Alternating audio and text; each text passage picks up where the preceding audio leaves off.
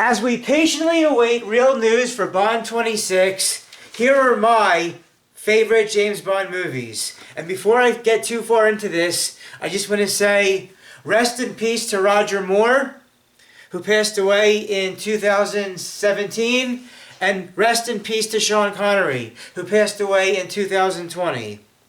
Alright, so I have 7 favorite movies here. I wasn't really sure what to do as far as Timothy Dalton is concerned. He only did the 2 movies, and he's a really swell, solid Bond, which we'll get to in the ranking of the James Bond actors. But yeah, I didn't really know what to do or what to do exactly to incorporate and have Timothy Dalton into this. I'll just say, even though I don't like how very violent License to Kill is, I like how he goes to help his revenge for his friend in that very personal way. But each of his movies are all right in their own different things. And his first one, The Living Daylights, has featured as one of the actors in it Art Malik, who was the main big bad boss in Arnold's 1994 politically incorrect classic True Lies. So yeah, I don't really know what to do with Timothy Dalton here, so let's just get into the other parts of the franchise and where I really do know where it's going. So here are my favorite James Bond movies, and these are in no particular order. For Your Eyes, From Russia with Love, yes. From Russia with Love, 1963. A rare case where the second movie of a person's era tenure is actually pretty good, because some other second entries in other actors are not as well for that kind of case, generally speaking. But yeah, From Russia with Love, 1963. Classic, really well done for so many reasons. So the first of the 7 for me of my favorite James Bond movies, From Russia with Love, 1963. Next, we got Goldfinger, 1964. This was the template of any James Bond movie after it. It is also very classic, very thoroughly well done in so many ways. Goldfinger, 1964 we have. Next, I have, since I don't really like Roger Moore movies or his way of being Bond, this was hard to pick out a Roger Moore movie that I think was the top best for me. But of all of his 7 movies, if I really think about it, I would have to say that The Spy Who Loved Me from 1977 is, at least in my opinion, his top, for sure, best of all of his movies. While For Your Eyes Only comes close, because I don't like the very beginning of For Your Eyes Only and the very end, and to me, a whole movie has to be well on the entirety. That's why that doesn't make it. But of those 7 movies, I would have to say The Spy Who Loved Me, by the way, 1977. By the way, the theme song, Nobody Does It Better. One of the best theme songs music in general ever made, put to music.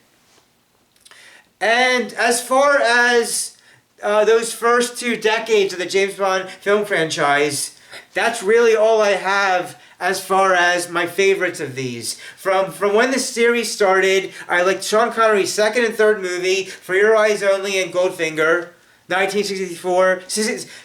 From Russia with Love, 1963, and GoldenEye, 1964, in that first decade of the 60s. And then in the 70s, of all the 70s movies that they had, only The Spy Who Loved Me. And that was the old traditional way of that first and third actor. And that's all I really have of so far of those first 16 movies. The second, the third, and I believe The Spy Who Loved Me is the 10th. But whatever the case may be, yeah, of the first 16 movies, really like From Russia with Love, 63, Goldfinger, 64, and The Spy Who Loved Me. Then the whole rest goes from really 1995 on how much I liked all this, which is GoldenEye, 1995. Pretty much that covers that. The World Is Not Enough, 1999. After GoldenEye, I'm nostalgic for the fact that the World Is Not Enough is the first ever James Bond movie I ever saw theatrically with my dad,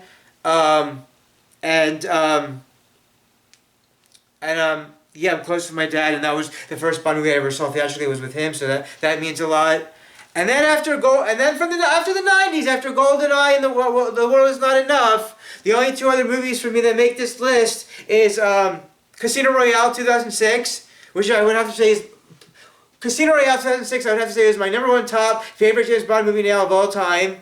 Hasn't been beat yet, and it just a swell, really well done movie, period, even if outside of the James Bond way, just as a movie itself. Casino Royale 2006, really, really, really, really very fortunate that we have that.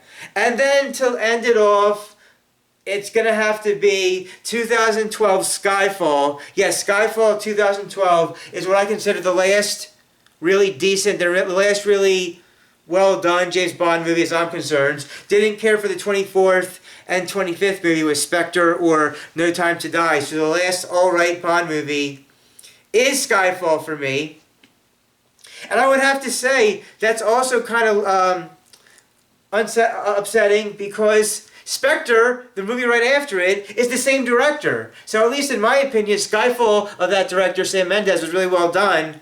But then 3 years later when he comes out with Spectre, not as well at least, by being the same director, just they seem like to step down from Skyfall.